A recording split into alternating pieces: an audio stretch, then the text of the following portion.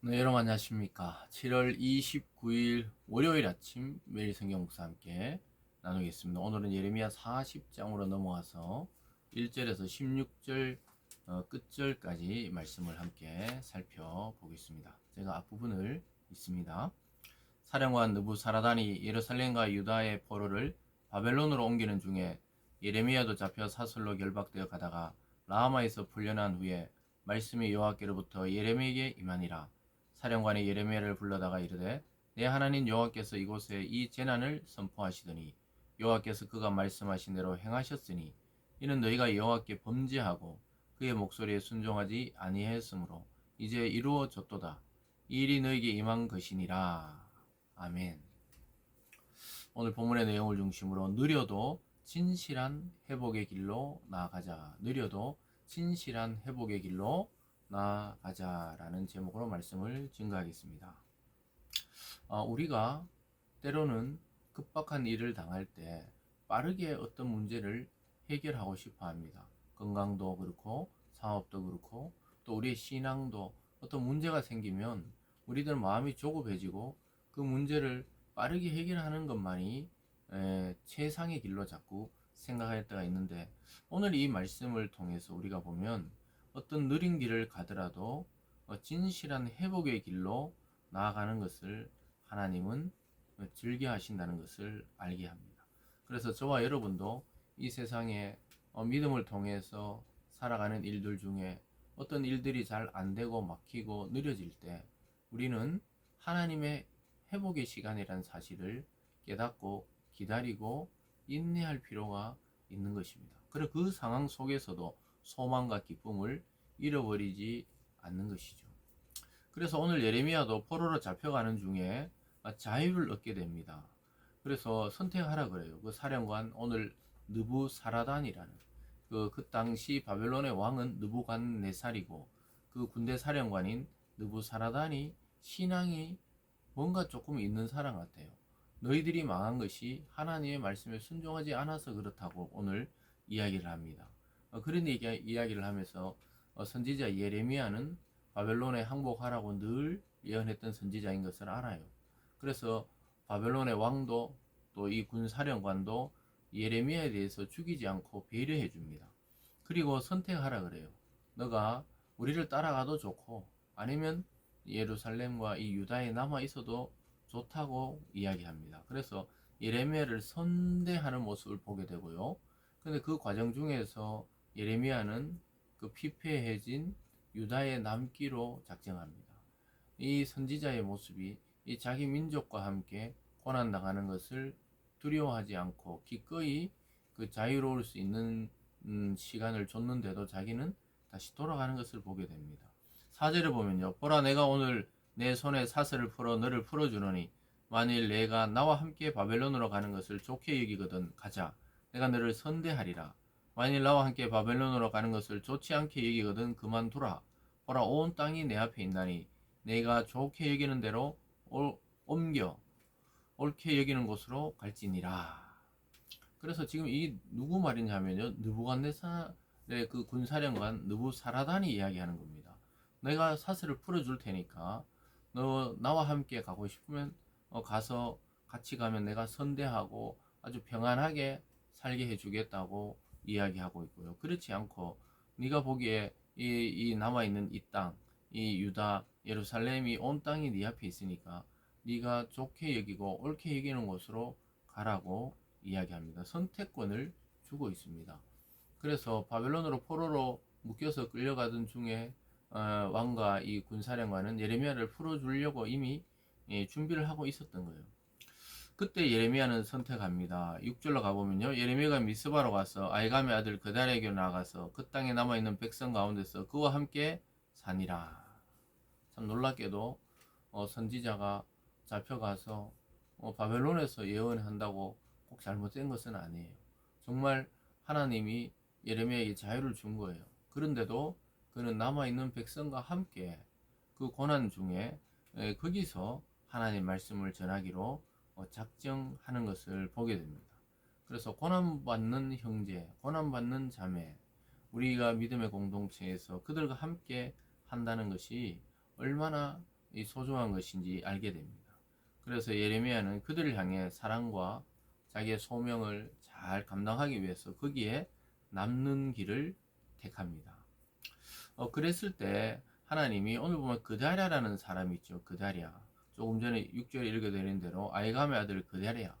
이 그다랴라는 사람은 바벨론 왕이 이 남아있는 유다를 통치하기 위해서 세운 유다의 왕은 아니죠. 근데 어떤 이 총독이나 지도자로 유다 사람 그다랴를 세우게 됩니다.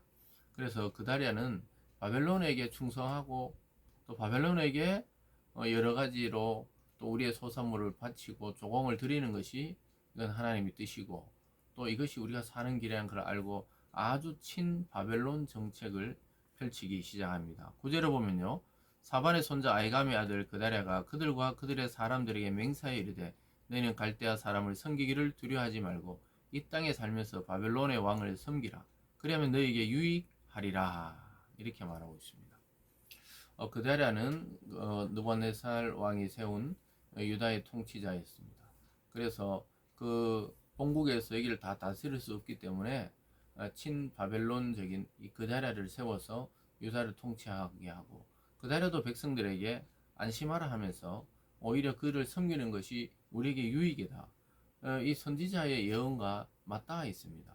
그래서 그다랴를 중심으로 잘 이렇게 잘 하고 있는 듯이 보입니다. 12절에 보면 그 모든 유다 사람이 쫓겨났던 각지에서 돌아와 유다 땅 미스바에 사는 그달에게 이르러 포도주와 여름 과일을 심히 많이 모으니라.